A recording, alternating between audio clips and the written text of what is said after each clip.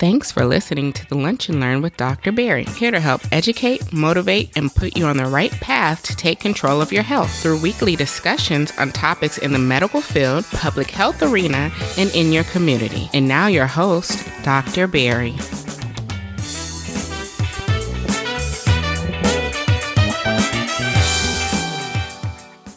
Welcome to episode 33 of the Lunch and Learn with Dr. Barry podcast. This is your host, Dr. Barry. Excited bring you another edition of the Lunch and Learn.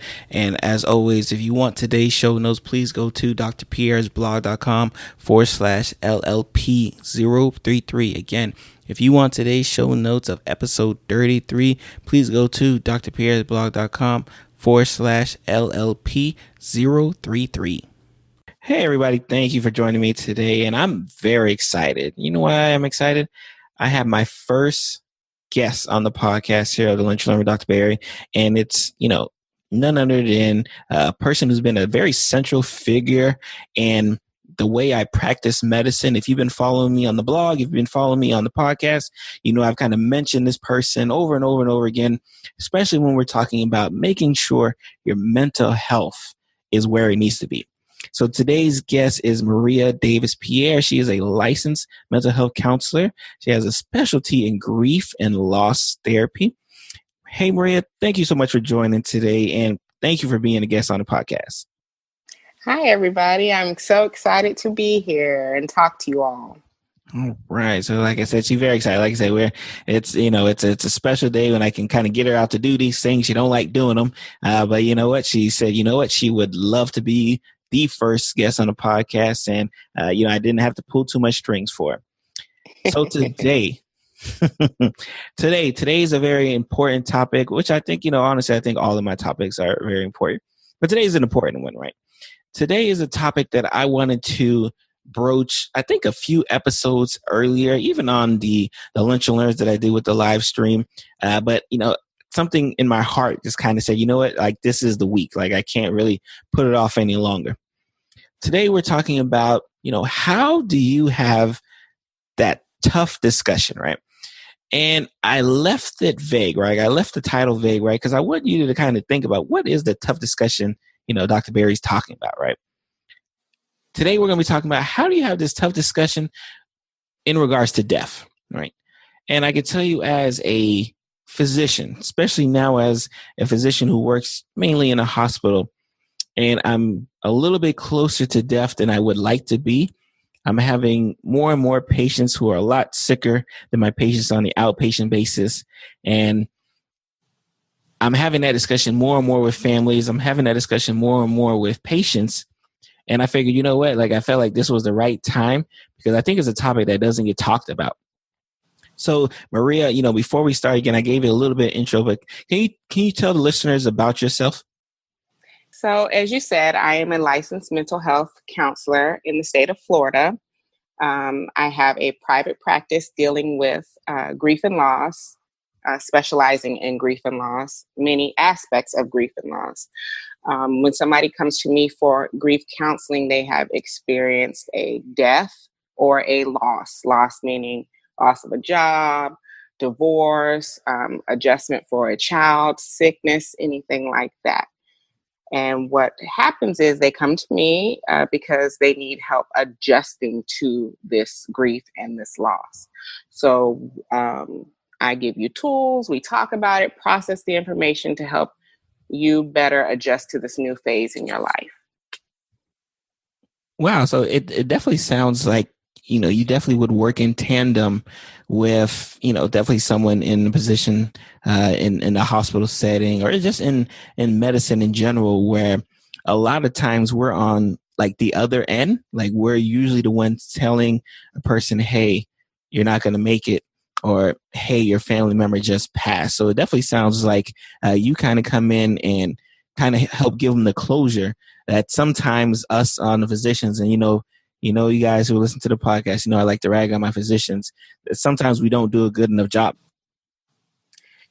Yes, I am a firm believer in collaborative healthcare, which is something that we do together. So what I do is basically, like you said, come in at the end and help them process this information that you guys have given them, because that's not your job as a physician to process this big, massive change. So what I do is come in and then help deal with the feelings associated with the information you have just given said patient. So I think what was important, I think what was a driver, like this week I talked about on the Lunch and Learn, the video, the live stream video.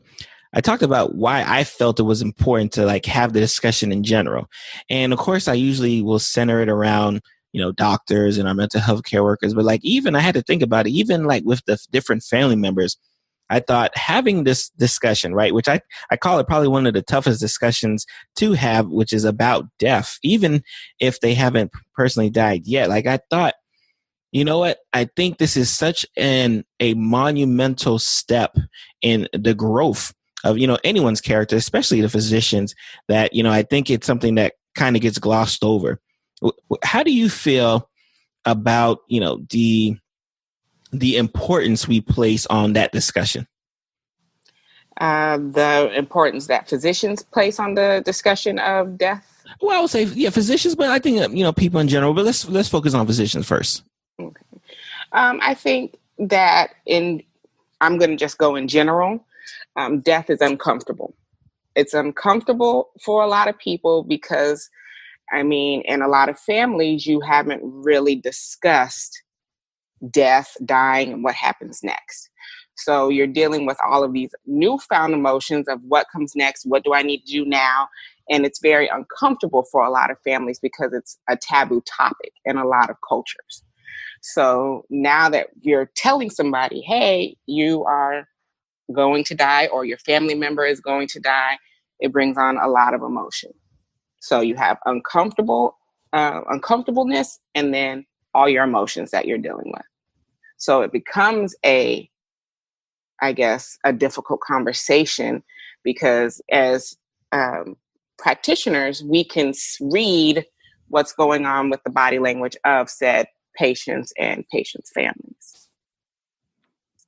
That's interesting, because I think a lot of times when we talk about, having this discussion, especially when we talk about death, and usually it being the mindset that the practitioner, usually either the social worker, the mental health counselor, the physician, they're usually the one, quote unquote, having to deliver the news.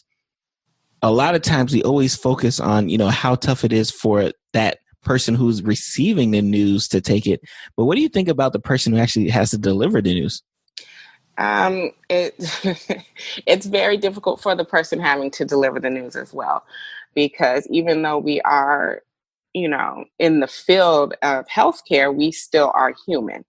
So having to deliver such impactful information and news to an individual can have an effect on us as well. We try to have the boundaries where we don't cross, but unfortunately, it happens because death is such a sensitive topic.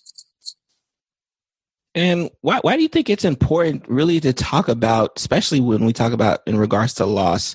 Like, why do you think it's important for us to talk about it before and after the fact? I know you kind of alluded to preparing the family, like, hey, your family's about to pass away, or hey, your family just passed away. But why do you think it's important to do both? I think it's important because there are stages of grief. One is, especially when you tell somebody that, hey, your family member is on hospice, they're sick, they're not going to make it. There then becomes the expectation of the loss. So you're always waiting for it to happen. So even though the person hasn't died yet, you are now still have started to experience those emotions. So processing it beforehand is a great way to help deal with you after the fact.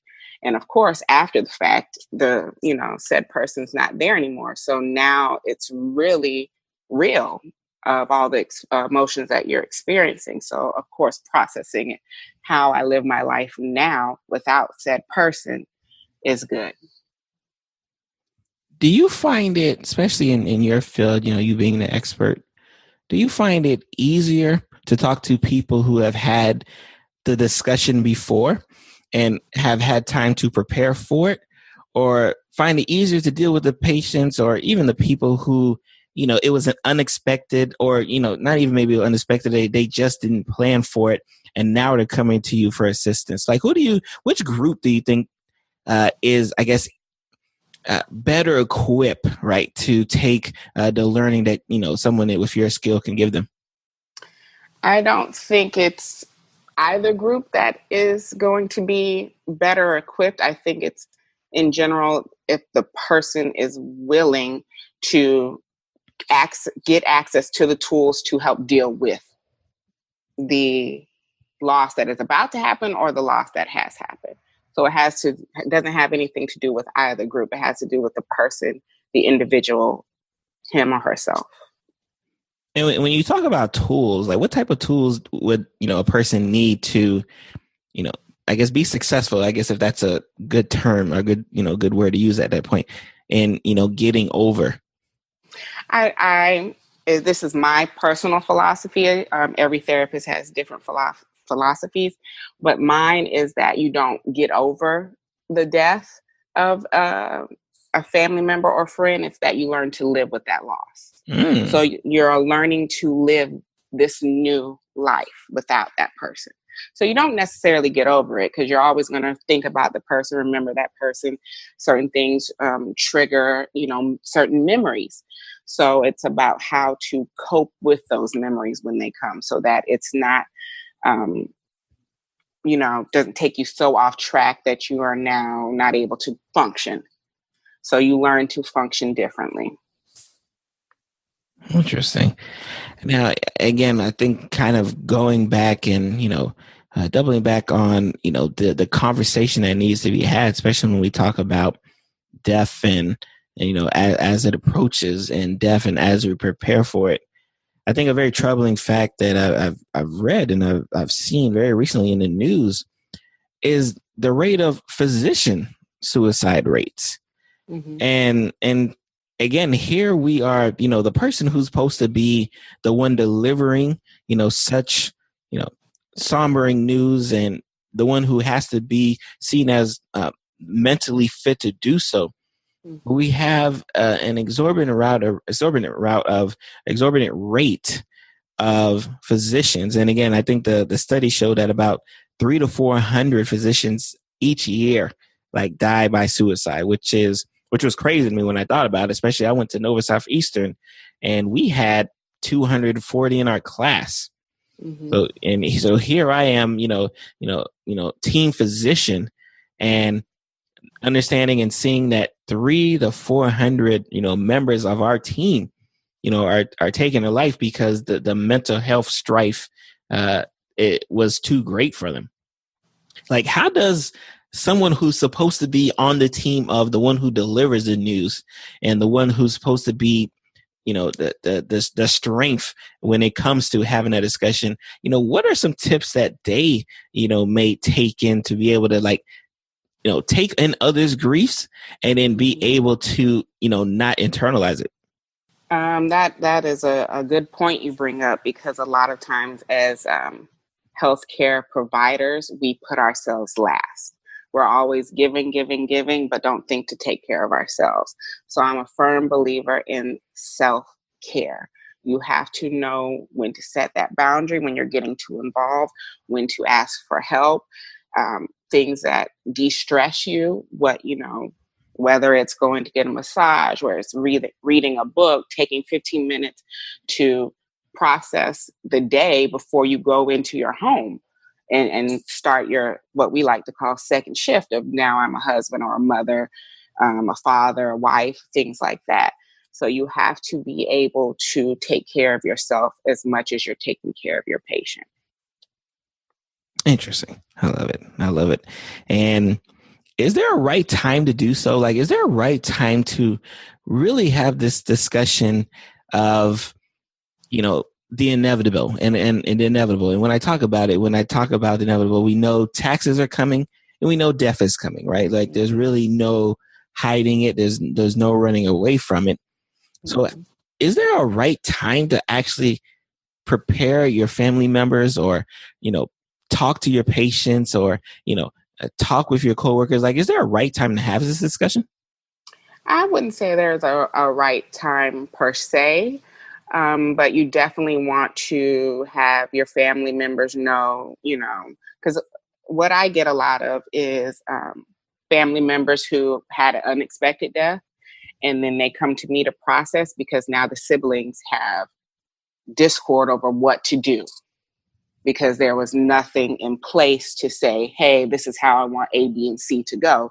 So now they're not only dealing with the grief and loss of their mother or their father, but also now this discord between my sibling because we can't agree on how to lay mom and dad to rest. So I think it's important to have these conversations of, hey, this is what my will says. This is what, I want done. And even though it's uncomfortable for us, we still need to listen to be able to give that person their wishes. And it makes the stress easier in the end when we know, okay, this is the plan.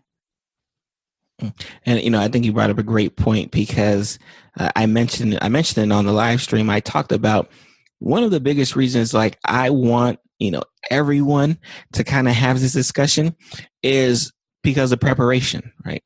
I think a lot of times I've seen it, unfortunately, way too many times in a hospital where a family member is acutely ill.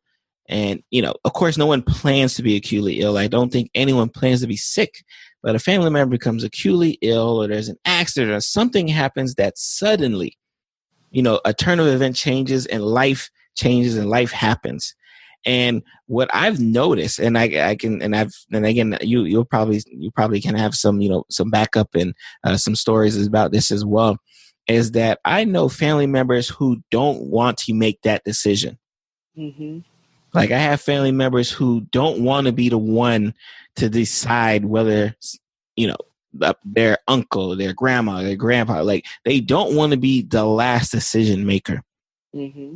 Like, how do you deal with those who have difficulty, making that decision? And especially because a lot of times when families are coming to see you, mm-hmm. they're coming to see you because they've already experienced the loss. Mm-hmm. But even though they've already experienced the loss, they're still coming to you because there's some closure that they did not get. Like, so how are you able to tease out, one, what is it that they want closure from? And then two, like, how do you, again, you don't help them get over it, but help them cope with it in the future? Mm-hmm. A lot of times with what you're talking about, not wanting to be the one, it has to do a lot with guilt. They don't want that guilt on them or what they perceive to be guilt. Like, hey, I was the one who said, okay, we got to take mom, dad, uncle, sister, brother off life support. So now they've taken that, I guess you would call it, burden upon themselves to be like, okay, I made that decision.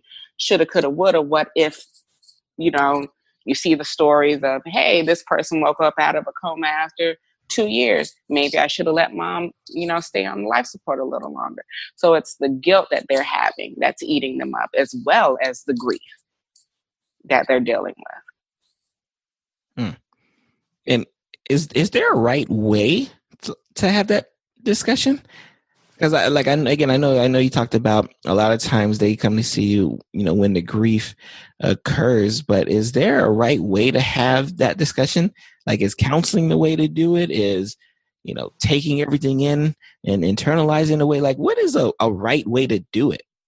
Well, of course, as a therapist, I'm going to always say counseling is the way to go with a professional. I mean, even in the hospitals, as you know, once somebody is placed on hospice and anticipatory grief starts, there's a team that comes in and there's a therapist that's there available for the family to help them process through, what is about to happen. So I'm a firm believer in therapy. And even if you don't want to take upon the professionals in the hospital, you can get you a private therapist as well. There's community agencies, there's groups, group counseling that you can go to that specialize in your specific loss as well. There's many resources out there that you can go to process this information. Because a lot of times, we do talk to our families and process and have the memories with them, but they're grieving at the same time. So you want to be able to not put your grief on someone else as well, because they're grieving just as you are grieving, just differently. Everybody grieves differently. And for those who know, I've talked about how I need some of you guys to stop being the family counselor. Like I've talked about how I need some of you guys to stop taking on the burden of other family members. And would you say that this is probably one of those times where a lot of that tends to occur? Yes. Go to a family funeral, you'll see the one person that everybody's depending on. You can spot them out clearly, and they're the one that's doing everything, getting everything in place. And it's like, okay, when has this person had a chance to process this? We want to give them that chance to process something. Not everybody is meant to be there to be your counselor. They need that moment to grieve as well. And when we talk about the grieving and the loss, I know you talked about there's the different types. Is there types that you tend to see a lot more common, especially in African Americans? Like that culture. Is there a type of, not only a type of loss, but is there a type of reaction to the loss that you tend to see more, especially from the African American community? Yes, and I don't have any statistics, and I'm not quoting, for the whole population of African Americans, but sure. What tends to happen in our culture is that we internalize everything. We internalize it, and then we try to move on, go forward. We still have to go to work, still have to be a mom, still have to be a wife. And a lot of times that grief starts to come out in different ways, but you're not realizing it's the grief. You're just thinking, okay, well, now I'm sad. Now, I'm sad for a long period of time, or now I'm having these anger outbursts. They're coming more frequently, changes in my attitude, things like that. I'm not enjoying things that I used to once enjoy. The internalization of all this grief and everything else that you probably internalize is coming out in different ways. So that's what I see a lot with, our African American community. And then, we're told to, a lot of us, to pray about it. So you don't seek therapy because you're told to pray about it. Oh, but you can pray. Don't start that. I'm going there. Going there. You can pray about it, and you can come to therapy as well. There's Christian counselors out there too. So, there's a lot of ways to help you process this grief. But as the African American culture, we do not take advantage of these resources because of our culture and the taboo-ness of therapy. I don't even know if taboo-ness is a word, but I'm going to use it today. Sure. Taboo-ness is a word on the podcast. That is okay. Now, I will tell you, I can tell you one of, and unfortunately, when some of my friends, when they look at me and they look at me crazy, like I've had actually a lot of experience with death, especially when it comes to my patients. Mm-hmm. And what I've tend to see, especially from a reaction in the hospital setting, I tend to see a lot of denial. Like I see a lot of denial, when that time comes. And even if it's just a diagnosis and not even the ultimate end, where I just say, hey, he's not going to make it from this diagnosis. And the first reactions I get is denial. Like they can't believe this is happening. Mm-hmm. As the counselor, as someone who sees people even after the losses occurred, and I'm assuming that you see people only after the losses occurred. You can always correct me if I'm wrong. I see some before as well. So while they're while they're getting ready to deal with the loss, it's called anticipatory grief. So they're anticipating this loss. So when that occurs, and do you get a lot of clients who will come in, and even after the death has occurred, still be in like a state of denial? Mm-hmm. Yes. Mostly because they don't want to deal with those emotions of the finality of this person is gone. So that's a final thing. Like, I'm never going to be able to pick up the phone and call my mom. I'm never going to be able to ask her for advice. There's a finality with that. So being in denial and not dealing with those emotions is a way to, kind of detach yourself from that. Interesting. Okay, so I think we've definitely touched on a lot of, I think we touched on a lot of aspects of a very tough discussion. I think this is something that has to, be thought out. I think this is something that has to be almost made commonplace, right? And I say it especially in my patient population where I deal with patients with high blood pressure, high cholesterol, diabetes. Like, we say this and it rolls off the tongue.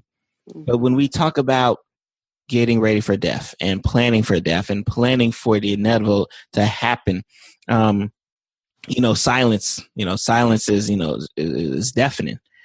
So I'm glad and I'm thankful that, you were able to, kind of come on the show and obviously be the first guest, right? But I think to be the first lead off a very topic that I think is very important in our community. Yes. I think especially I talked about it, I think in the African American community, if any group needs to be talking about death, right? If any group needs to be talking about death, it's got to be us. Yes, I agree 100%. I think we're so far behind when it comes to the preparation of death, and we shouldn't be, right? Because again, I always hate to bring this up, but like, you can't really name a disease, right, that doesn't affect us a lot more. Like, you just cannot name a disease that does not affect African Americans much more than it affects other cultures and races. And of course, there's all these different genetics and diet. I got that. Still, at the end of the day, when I talk about death, if we had to talk about one thing, right? If we had to talk about diabetes and cholesterol, we got to be talking about preparing for death as well. And like 75% of my clients are African American, and each one is dealing with, I can't believe this happened. I don't know what to do. We didn't talk about this. I wasn't prepared for this. So in our community, we really have to really enforce the preparation of preparing our loved ones, especially if we're ill, for what's going to happen and what we want to make it easier, because grief, you're already dealing with that, and that's a heavy burden.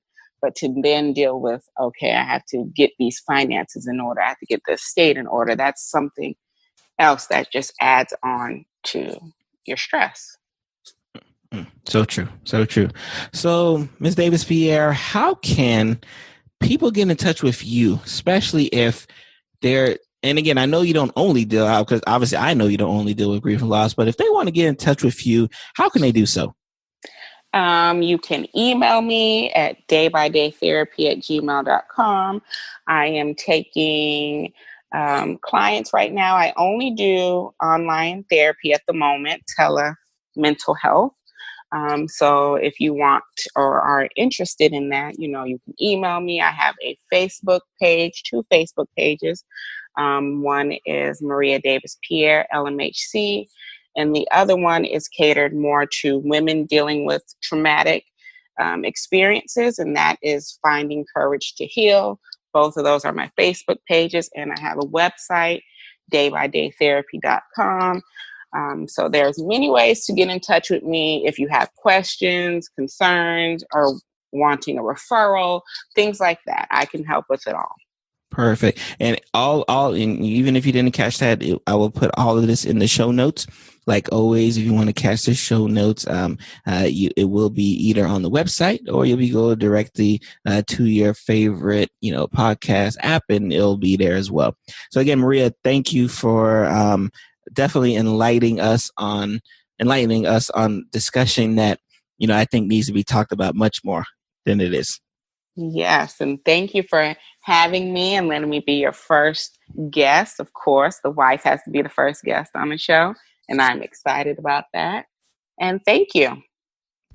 Again, like I say, thank you for Maria for being the first and an amazing guest on the show today. I know you guys learned just as much as I learned. Again, I attribute a lot of what I do, especially in the healthcare realm, to being able to understand that the mental health is just as big as the physical health. And if you're a patient of mine, or you've probably listened to it on the blog or on the podcast prior to it, or in the videos, you probably heard me say that over and over and over again. It's always about the physical and mental, and as well as spiritual health, to get us to the destination, to get us to our peak level of fitness and totality.